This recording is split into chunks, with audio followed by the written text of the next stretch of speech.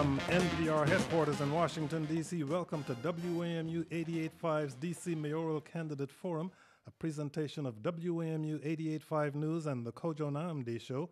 I'm Kojo Nnamdi.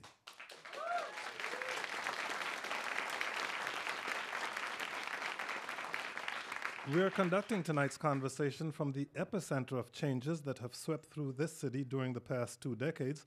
On one side of North Capitol Street, the median income is $80,000 a year and rising. On the other side, it's less than half of that. As a matter of fact, it is 1/3 of that. Cranes are popping up in neighborhoods like this one throughout the district, to the point where it seems an entirely new DC is being built block by block, day by day. Residents have serious questions about whether this new city will be a place they can afford to live in, a place where they can have faith in the schools available to their kids, and a place where they can trust the public officials who represent them. The mayoral candidates we will be pondering those questions with tonight are Muriel Bowser, a Democrat. Good evening. Good evening. David Catania, an independent candidate. Good evening. Good evening, Kojo. Good evening, everyone.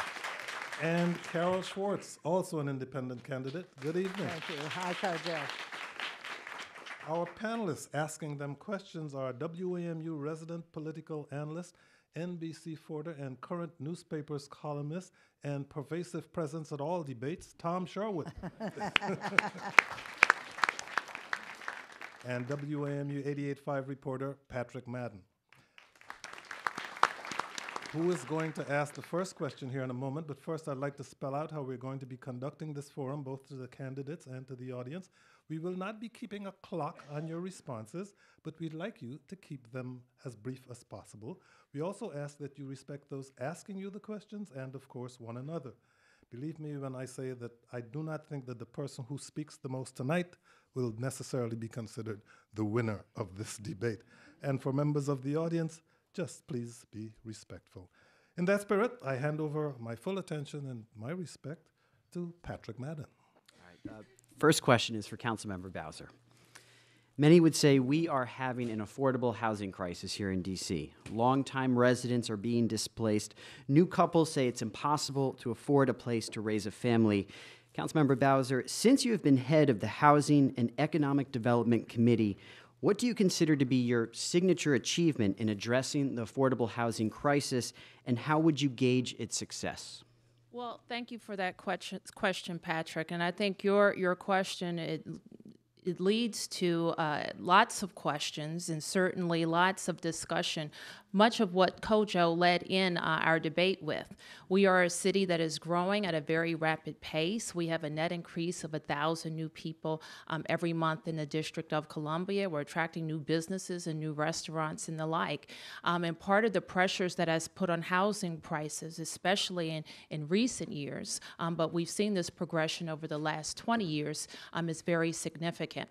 So I took the approach with our committee, the Committee on Economic Development, which is responsible for the Deputy Mayor's Office, oversight over the Planning and Economic Development Office, as well as the agencies responsible for affordable housing in the District of Columbia. One of our first initiatives, and it's apropos that we're in this location, was to talk about the New Communities Initiative. Initiative started under Mayor Tony Williams that would transform public housing communities across the District of Columbia. And what I found when I took over that agency was that when I took over that committee about 18 months, a little over 18 months ago, is what those projects weren't moving. I used my oversight role to bring the government to the table, get the questions answered, and force them to make sure that we were re-looking at new communities and telling the people the truth and getting those projects moving. So I'm pleased now that we have a report that's identified some of the concerns and problems and identified ways to move forward. What's necessary and what the next mayor must do, in addition to talking about how we're going to create more affordable housing, preserve the units that we have, including public housing, new communities has to be top on our list. I talk about it now in this location because we're very close to a new community site, the first one to open in that project. The second one, I should say. Patrick, you have a follow-up? Well, I guess I would toss it to Councilmember Catania. How has the council addressed this issue, and what do you think the role of, as mayor, what bold ideas would you bring to the table to address the affordable housing crisis? Well, first let me respond to what the council has done over the last year and a half. In the last year and a half, there's a technical issue here. Can we? I think we may have solved that problem. Is that better? Nope. Oh, we're still hearing an echo from your microphone. In that case, what I'll do is go to a clip which raises this issue as we fix the council member's microphone here. Before this debate, we heard from Lucy Murphy through WAMU's Public Insight Network. She lives in Ward 1. She's a longtime resident who's concerned that many of those closest to her no longer have a place in the city. So let's hear her question. I am a third-generation Washingtonian. I have lived in Washington, D.C. for 64 years, and I am seeing whole neighborhoods disappear, whole neighborhoods of people disappear. And these are my friends, my neighbors. And my question is, what will you do to make D.C. a livable place for the long-time residents of D.C. who may work minimum wage jobs? Well, Councilmember Catania, you may want to add that to your response. If your mic is not working, we'll try. Is this better? Yes, that's better. Okay. Well, thank you for that opportunity, Kojo. Oh, you're still not hearing? Is this one better? Oh. All right. Well, Mrs. Schwartz and I will share tonight. Let me say that I think the council's been missing in action for the last 2 years, candidly, on housing. Ms. Bowser mentions the work on new communities, but I think it's important to set the record straight. In the last 21 months, there's been precisely one hearing. It was last October. It was a roundtable and the discussion of new communities. And since then, there's been no movement. Let's be clear, though, about what the city hasn't done. The city hasn't spent nearly $110 million of available resources of last year. We failed to spend, we received an allocation from the federal government of tax-exempt bonds of $225 million. We were able only to spend about $145, so we left $80 million on the table. In addition, and very importantly, we left what are called 9% low-income housing tax credits on the table. This is the second way in which the federal government supports low-income housing. Last year, we left 41% of our available credits on the table. It amounts to $2.2 million. That may not seem like a lot, but each $1 million leverages $14, $15, $16 million. So you combine what we left on the table with respect to tax-exempt bonds and low-income housing tax credits, and we left $110 million on the table in the midst of one of the worst affordable housing crises in the country. Now, you hear from others who say, oh, well, you know, we didn't lose the money, we simply pushed it forward, but it's important to know where the district fits in with the nation. 2 years ago, we had the second highest rate of unexpended low-income housing tax credits. We failed to spend 21%. Last year, it was 42%. Keep in mind that nearly 40 states in the country spend 99%. Where was the oversight? Where was the tenacity? Where was bringing in DHCD or Housing Authority and asking, where are we spending these dollars? Kojo, do you think I could jump in? Because I do think it's important because Mr. Allow Mr. Catania to finish his sentence. Oh, I thought he was finished. May I finish my point, Kojo? As briefly as you can, All right. please. And so we have a chairperson of the Committee on Housing who in 1 year has left over $110 million on the table. Now, when it does come to housing, I do give the chairperson credit. She will intercede on behalf of her friends and supporters, as she did in Park Southern. But when it comes to the folks of Park Southern who actually need their housing, Ms. Bowser has yet to accept their invitation, which was extended in May to meet with them. Okay. To go further, one block I don't want you to go any further right now. Let's hold on that point for a second, because Muriel Bowser would like to respond, but I would like to have Carol Schwartz. We'd like to hear your voice on this issue of how you would provide affordable housing in the city, and then we'll go back to Ms. Bowser and then Tom Sherwood. Well, thank you, Kojo, because I was asking if Carol Schwartz could speak first, please. But I was referenced a couple of times. And you will be allowed to respond Okay. to that. Carol Schwartz. Well, one of the reasons I'm running is because of affordable housing. I, too, agree with the person who called in, and I've seen too many people pushed out of the city because of the lack of affordable housing. And I think we can do a lot of really good things in that area, and I'm certainly ready, willing, and able to do them. I put out a position paper on affordable housing, and so I would invite all of you to go to carol4dc.com, and you can read the position paper. But some of the things I talked about doing was, one, when you get developers to build affordable housing for you, and you give them special waivers or special tax exemptions, and then they come up short, I think we should have fines, huge fines. In fact, such a big fine for every time they don't do it that it'll just be cheaper to put together the affordable housing. Why do you think we've lacked such enforcement in the past? I don't know. I've been gone from the council for 5.5 years, and so there was an affordable housing crisis when I left in January of 2009. But because the city has become a boom town, groundwork which I helped lay in my years on the council, that has been forcing more and more people out as the prices have risen in our housing. And I think we also need far more rental affordable housing, and I would give incentives for developers to put up rental property that can be affordable. I also want to bring back people that we've lost.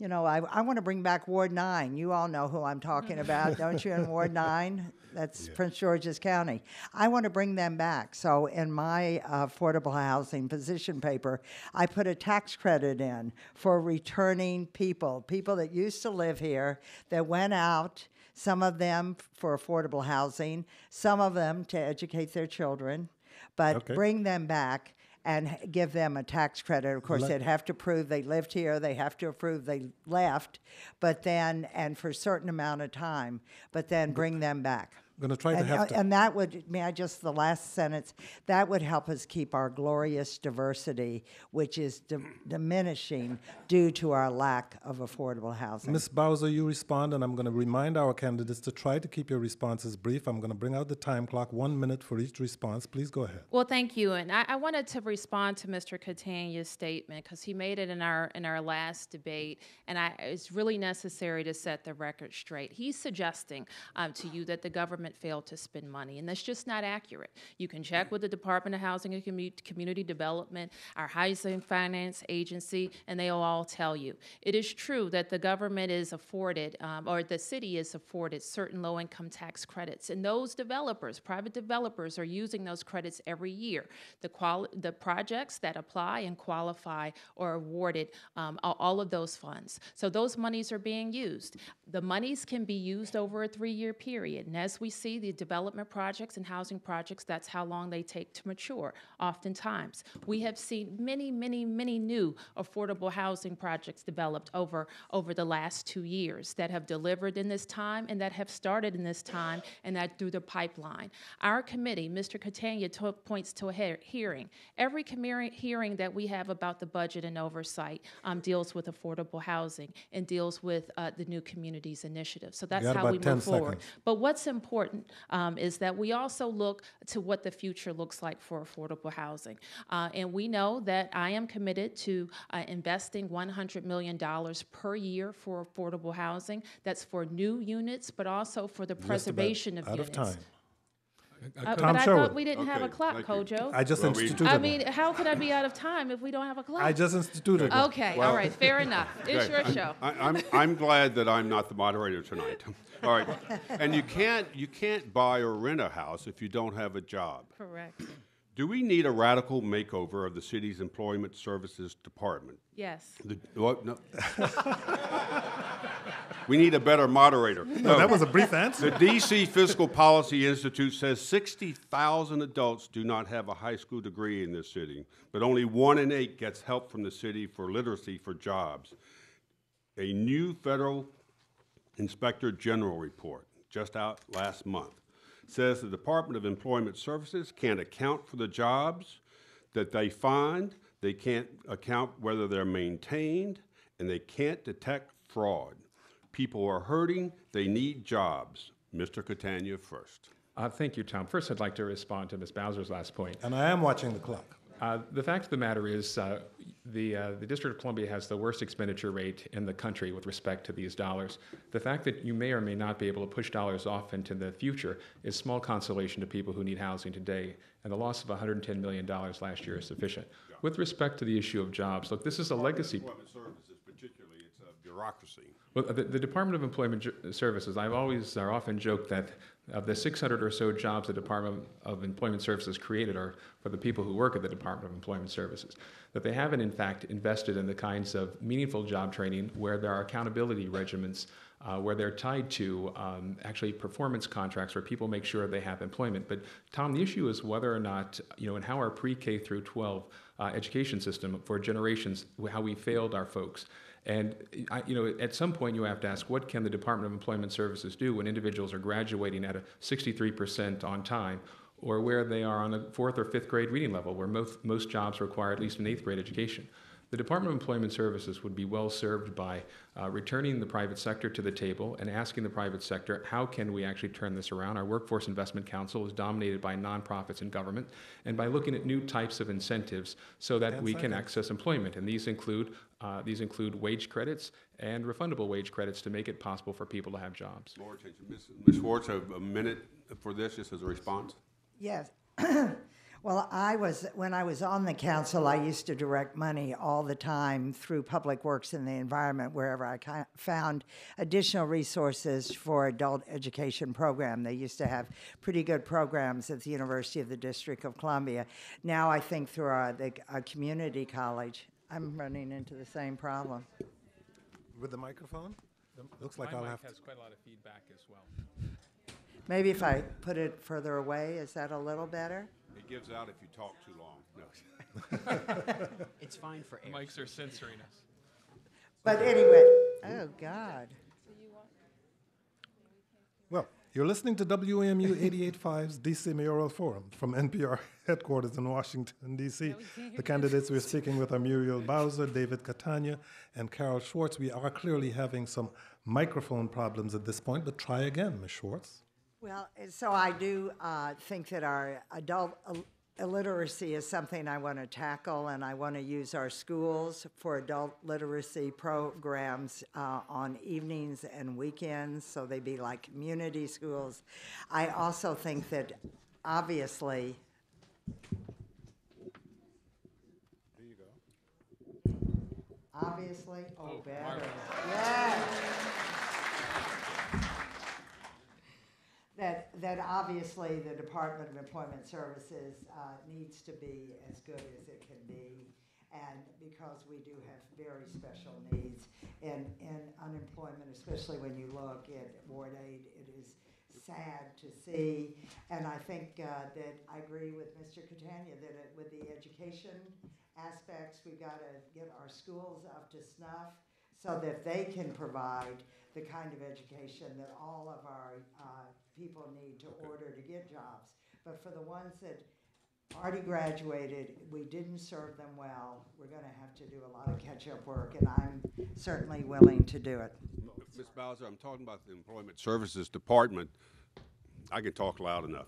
I'm talking about the Department of Employment Services not addressing the needs right now, not waiting for people to go through 1 through 12.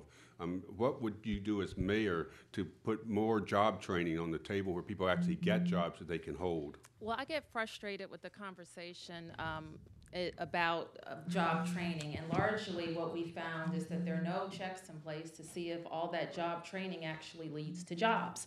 In fact, the Fiscal Policy Institute estimated one year that we spent $100 million in job training across a lot of agencies that didn't lead to any appreciable change. Now, I've been born and raised in this city. I know this town well. And I didn't really, I tell you, appreciate the disconnect that our communities in Ward 7 feel from the rest of the city until I really spent every day knocking on doors, talking to people. And I would meet young people door after door in corners and in grocery stores. And what I realized then is a lot of people will look at them and think they're checked out or disconnected. But what people really want, those young people, they want to work. and they want a pathway there. My colleagues are right. Our education system has failed them, and it is our obligation to help them get back on track. So this is what I suggest. I don't think that we can treat all of our jobless the same. People have different needs. We have to triage their needs. And one idea that I have is to work with our contracting community, the people that work with the district government, and say, you have a contract with us. We want you to help us employ our hardest to employ people for the duration of your contract. And I'm willing to work with them to incentivize them to do it. The other thing, let me just add a couple of other ideas, is to create in our government a general services academy. We have a lot of jobs in government that become available. People who paint our walls and cut our grass and pick up our trash. And a lot of residents in the District of Columbia want those jobs. And that's what that Creek Academy would support. And lastly, Kojo, I say that we need to look at our summer youth program and expand it to young people up to 24 years old. You brought up the issue of contracting, and sorry. And this is sort of a question about contracting in theory, but this issue has come out about the $1 billion that's been missing to local contractors. And so the question I have is, what do you consider more important when it comes to contracting? You're going to be the executive. Selecting contractors based on who can get the job done at the cheapest price, thus saving taxpayers' dollars, or making sure that district companies, even if they are more expensive, are being awarded contracts and thus keeping the money in D.C. Councilmember Schwartz. Can you hear? No. Sorry. Try this one. We'll start the fundraising in a moment. Spend all the money on the building.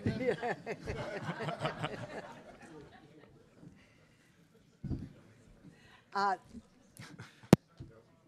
don't think yours works any better. It works. It's working, Carol. It is? It is working? Okay. All right. No, you need to talk into both mics. You need to talk into both mics. Okay. All right. Well, contracting is something I spent a great deal of time, procurement.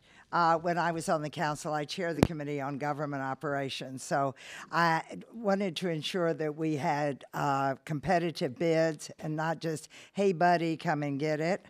And then also wanted to ensure that the contractors lived up to what they were supposed to do.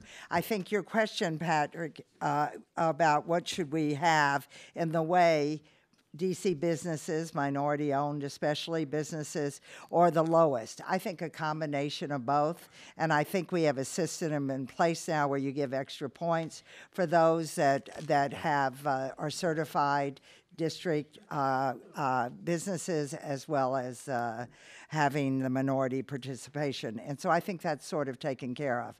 I do think a lot of times, though, when contractors don't live up to what they're supposed to do, like the first source agreement, agreements, I, along with Kwame Brown, co-introduced legislation when he chaired economic development and I chaired government operations and employment services. We put together legislation that would give fines to those who did not live up to their contract agreement of first source, hiring DC residents. Unfortunately, that legislation is now in court by some of the businesses, and I hope we prevail in court because I think that it really is helpful when it takes care of that other issue that was raised before, and that is jobs. If we have these contractors that employ our people, of course that helps in a lot of ways take care of some of the problems of our city. Muriel Bowser, you lived in Pennsylvania for a while after you graduated from college. Why did you decide to come back to the district? And when did you move back to the city? How would you say the city changed in the time that you were gone?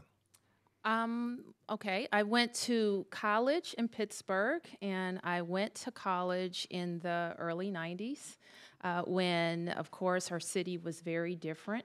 And I often say I grew up in a time when this was a very dangerous city. Our schools were spiraling out of control. and we were broke. We were the butt of every late night joke, and the Congress had taken us over. And so that's when I went to Pittsburgh to go to school. Following college, I lived in Philadelphia for a couple of years. I worked in the private sector. I worked in insurance for a couple of years, and I realized then that my true calling was public service. And I decided to come back to the city, and I went to American University, where I studied public policy and got a master's degree. So from that time to now, I think that the city is vastly different.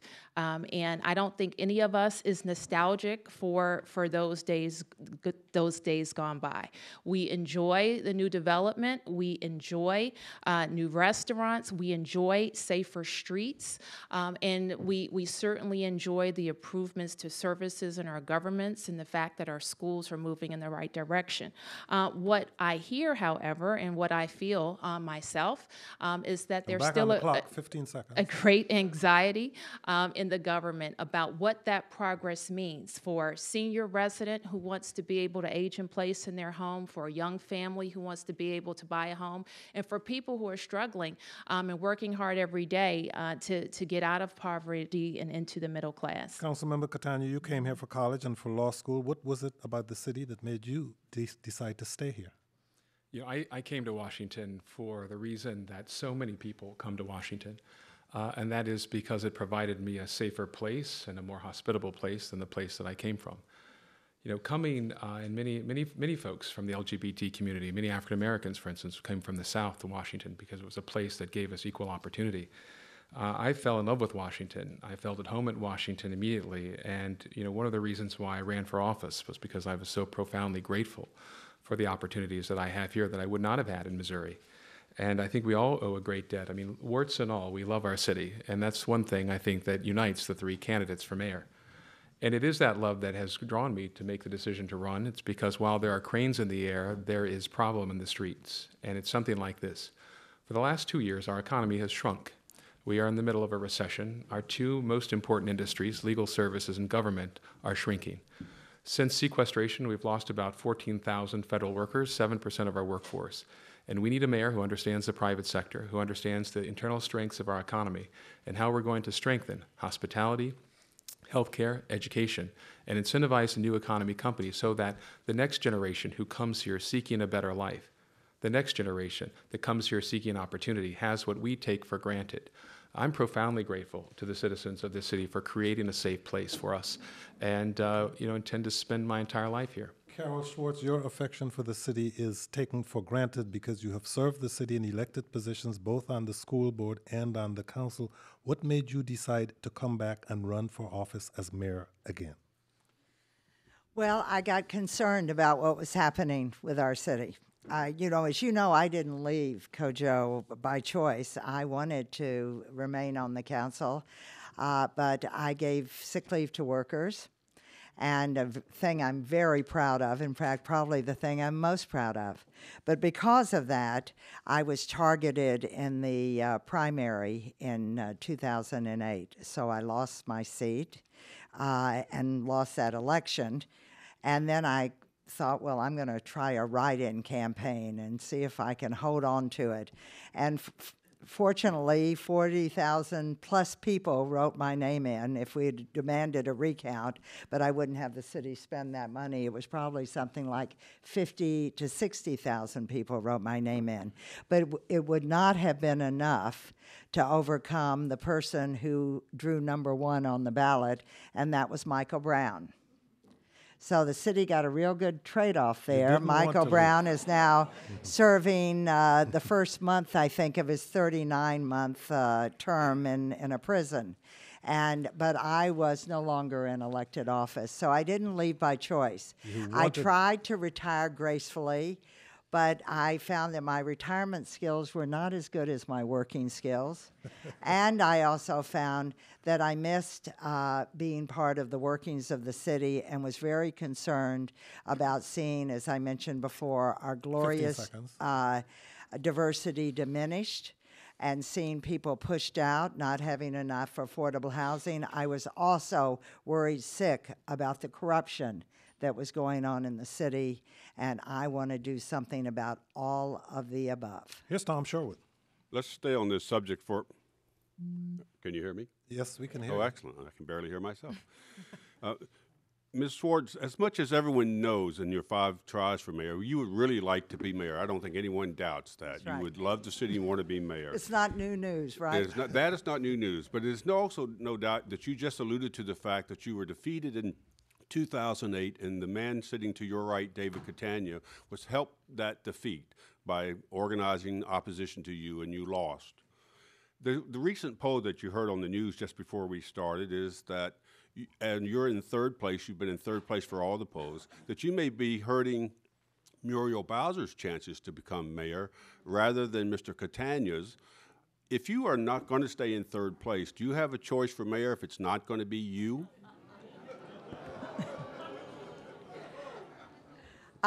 Well, I would write my name in.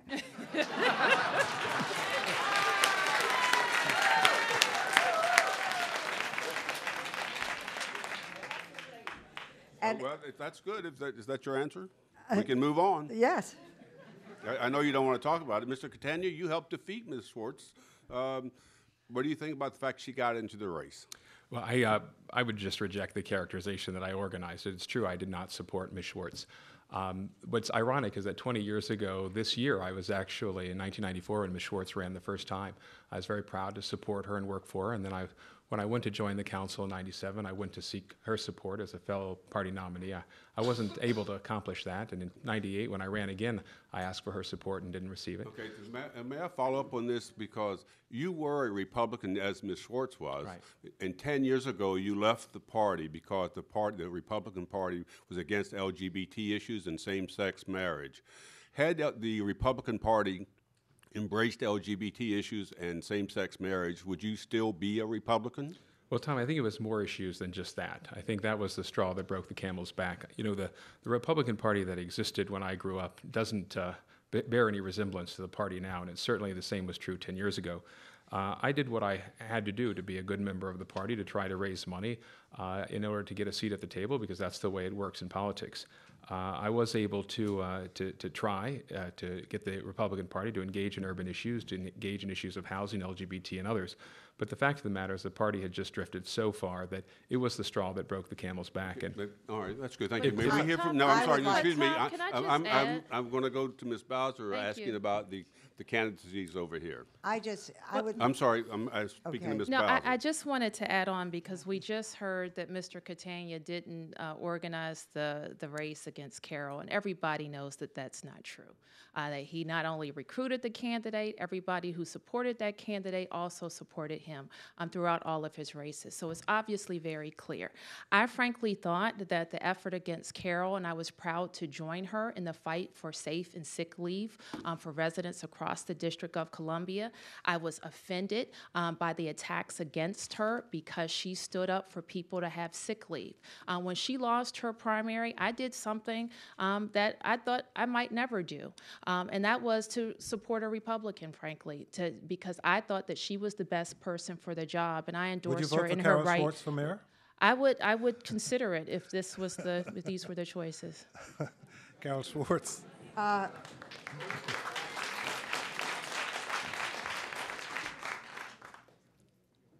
You know, talking about that is you know, kind of a tough time in my life because it was so personal, the attacks. And David, you did kind of even brag about it once in the paper about, you know, and the Washington Post story did a little profile of you, and you were actually like, you know, I guess showing your power that you helped get me defeated. And so I think it is well known that you were there and that you participated a great deal. But also, you know, our relationship was not one way. When David left the party, in 2000, well, actually even before he left the party, but when he was, we were both delegates to the convention in 2000. And when they were not going to seat David, and he was on a committee because he had been out criticizing the president that he helped raise $200,000 for. But I resigned as delegate in sympathy for David. So our relationship was just not one way, David. I did not go to the convention that year. I resigned as a delegate out of sympathy. May I respond? Of course. And so I didn't raise $200,000, Ms. Schwartz, and How much did you raise? about 50, and I asked for it back, just so we're clear. You know, that was, Well, then give me my money back, because you raised some for me. Mr. Catania, please I continue. had I never have to given ask to the a audience Republican to president restrain until you yourselves, came and please. twisted my arm. And so may I, you know, Ms. Schwartz, you may recall that when you ran for mayor in 2002 and you lost, you came back following that election and had written your speech to resign.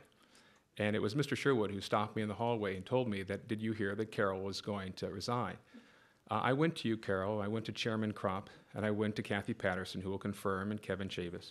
And we went to your office and we talked you out of resigning. And you were understandably upset. You've given so much to the city, and you lost and you were going to resign. And so you blame me for the fact that I didn't support you in '08, but by that time there was quite a lot of, you know, water over the dam, so to speak. Yes. Over the dam, under the bridge, however you want to put it.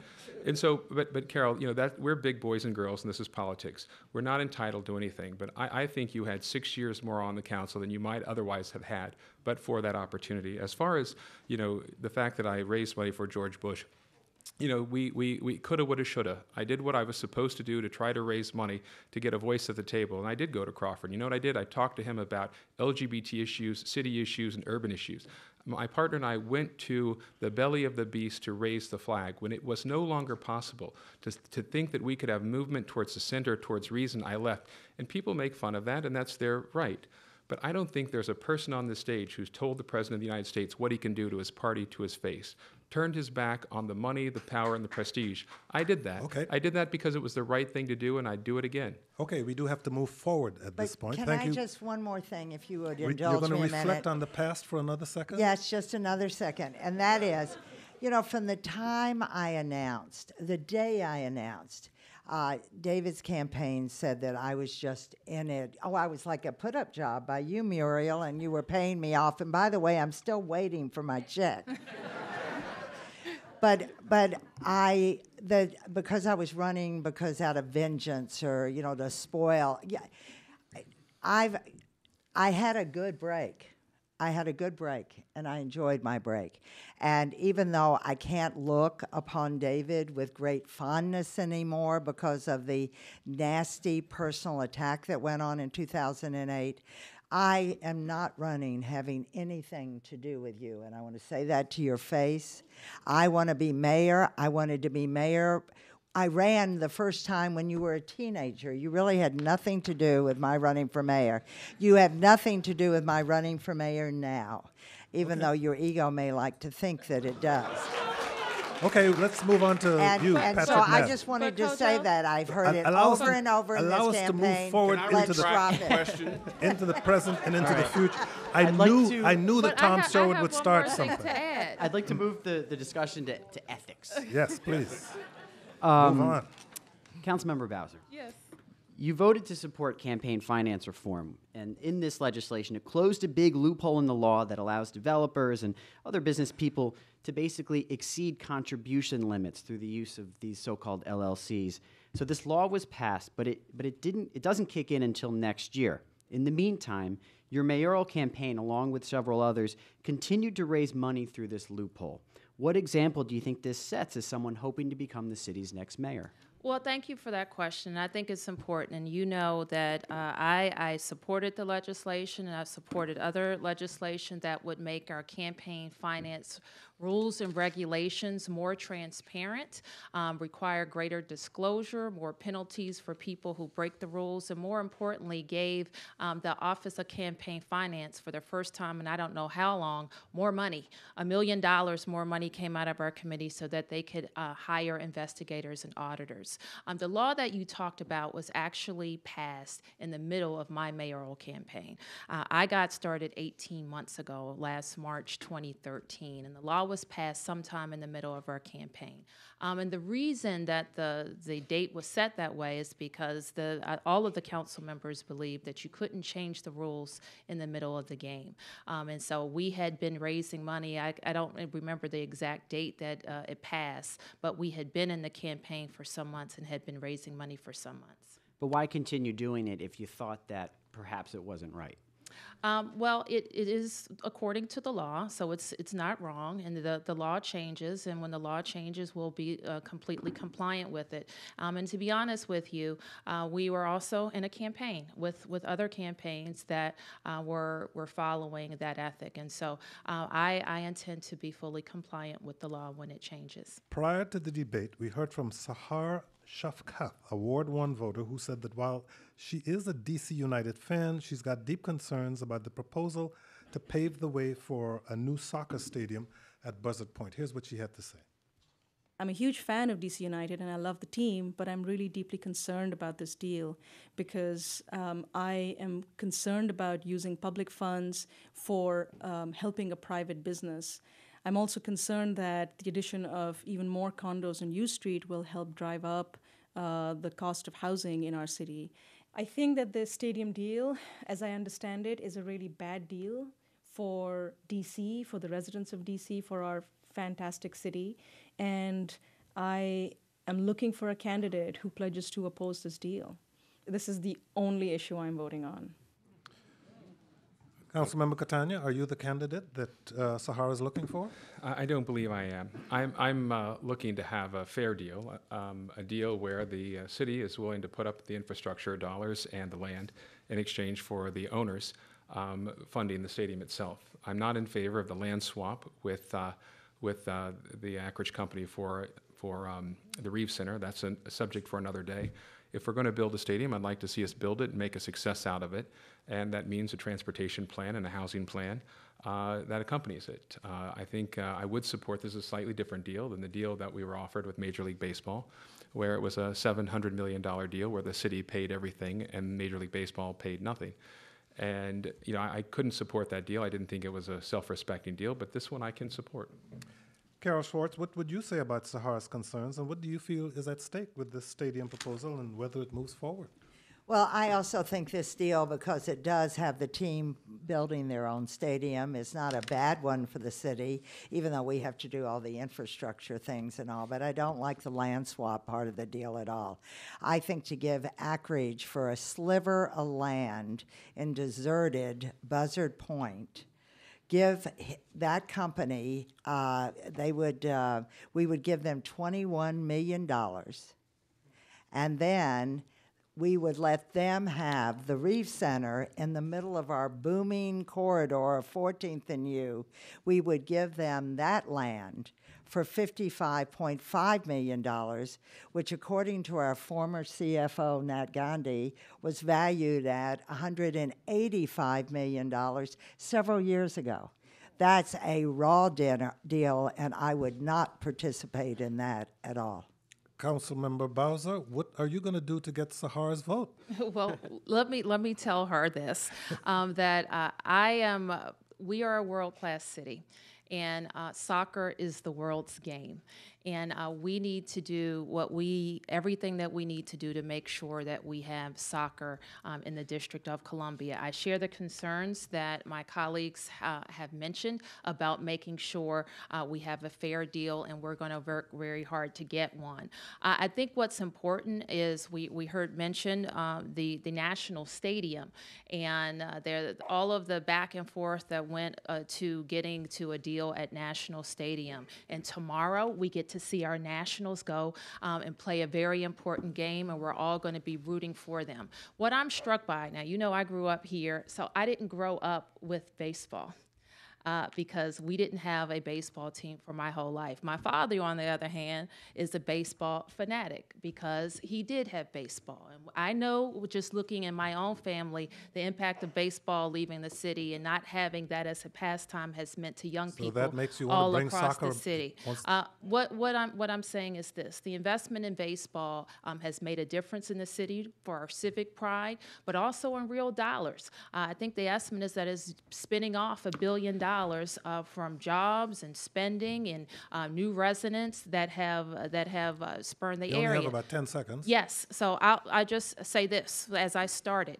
I want to be the mayor that is going to continue to grow this city and add the things that makes us a world-class place for visitors, for our residents, and for people all around the world to visit. Good luck with Sahar. Tom Sherwood? Well, let's follow that up because Jack Evans, the chairman of the Financial Revenue Committee, who's been participated in the deals with the Convention Center, the Verizon Center, all these different places, the baseball stadium, says that the deal with the Reeve Center is the deal, and that their land in Southwest Washington acreage land might be worth $40 million. He says, but the deal is, will you support the deal as it now stands? You've held 2 public hearings. I think you've got a draft. I don't know if you have the draft report yet that's out. Will you support it if the deal is as it is now, with the exchange for the Reeve Center? I am waiting for our consultant. Now, the mayor and the property owners and developer have had months, many months, I think almost 2 years they've talked about this deal. I thought it was important before I weighed into any decision and made any recommendations to the fellow members of the council that the council have its own review. And so we hired a firm that's expert in stadia development to not only look at the financials of the team, but the appraisals that have been done and work with the CFO to see if those appraisals are actually accurate. But the fact of the matter is that firm, $200,000 firm, is a month behind. It was supposed to have the report on September 15th. It now says it will have it maybe on October 15th. Well, we may have an election before we know your view. Well, we're not going to have a vote on the Stalker Stadium until we have all the information But we we'll need. have an election. No matter how long it takes. Okay. Let's keep talking development. This auditorium is right down the street from the site of a controversial plan to develop the McMillan sand filtration site into condos, mixed-use retail, and, yes, green space. A lot of the people who live here feel they were not given a chance to have much of a say on the matter. As a matter of fact, they call into our show about it. They've even interrupted shows about beer brewing to talk about it. What would you say to those people who feel developers have a death grip on conversations about the future of city neighborhoods? And what do you think can be learned about the plans moving forward at McMillan? Carol Schwartz. Well, I haven't, been here for 5.5 years, so I don't know all the ins and outs, to be honest with you, about the McMillan plan. I do think, though, I've been, as you know, an environmentalist for a long time and started the Department of the Environment, did the strongest tree law in the country to protect our tree canopy. And so if it were going to be all just mixed-use development and not having green space, I would be totally against it. But the fact they're doing a combination of things, and I know there's a mixture of feelings in the neighborhood because I've had both sides contact me, but I really wouldn't feel that I'm adequately prepared to weigh in on that one issue today. Mr. Catania, you are reputed to have an eye for detail. There's nothing but detail in this plan right here. What is your view? Well, I think there's some exciting elements in the plan, and it's regrettable that the way it was handled pit one part of the community against another. I think that is so often the case with development in our city, and it is regrettable. The fact of the matter is I am excited about the notion of having Children's National Medical Center have additional office space. The size of that building is certainly at issue, and I think the proposal is to take another floor off of it. But I go back to what I said earlier about how we're going to grow our economy and what our fundamental strengths are. 8 of our 16 largest employers are our hospitals. We have a fundamental strength from an economic perspective in healthcare. So growing that capability, having additional space is important. Now, I understand entirely what the neighbors of McMillan are concerned about. They're concerned about an inadequate transportation plan.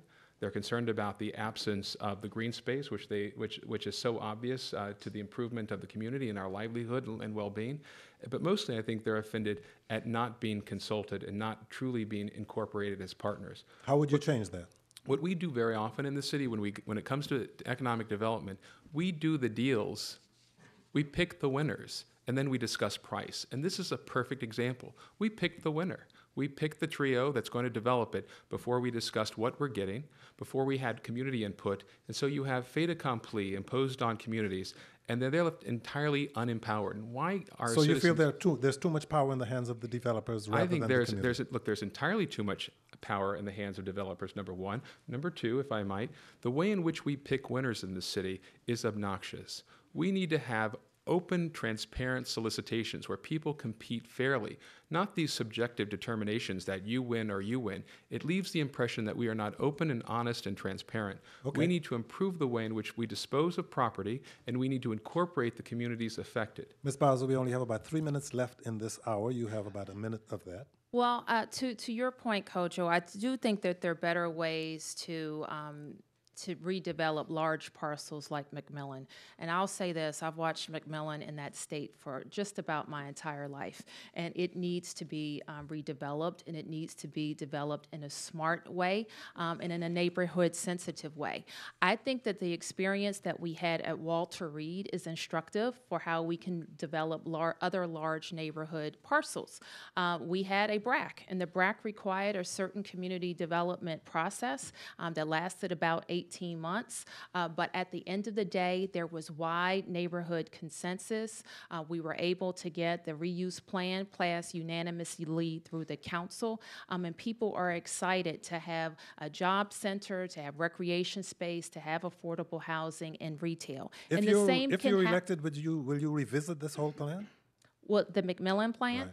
Right. What I'm concerned about at McMillan is making sure that the affordable housing goals that we've set are met. When this plan first was coming to the council, and I had an oversight hearing on it, had relatively few affordable housing units. What I insisted on and made it very clear to the developers that before it came back, they had to add back a senior housing building that was taken away. They had to have a plan for the open space that will be up to 6 acres. And they had to make sure that the buildings were set aside so they weren't encroaching on our view shed of the Capitol, and be in keeping with the other commercial buildings across Michigan Avenue. You should know that during the next hour, we'll be talking about education, homelessness, and other issues. That's in hour 2 of this broadcast. We only have about 2 minutes left in this hour. Tom Sherwood, the challenge for you is to ask a question briefly and elicit a brief answer in that period of time. Okay, this is October. What, as a child, was your favorite costume for Halloween? Ms. Bowser. Wonder Woman. Wonder Woman. They didn't know this was Mr. Catania. Wonder Woman.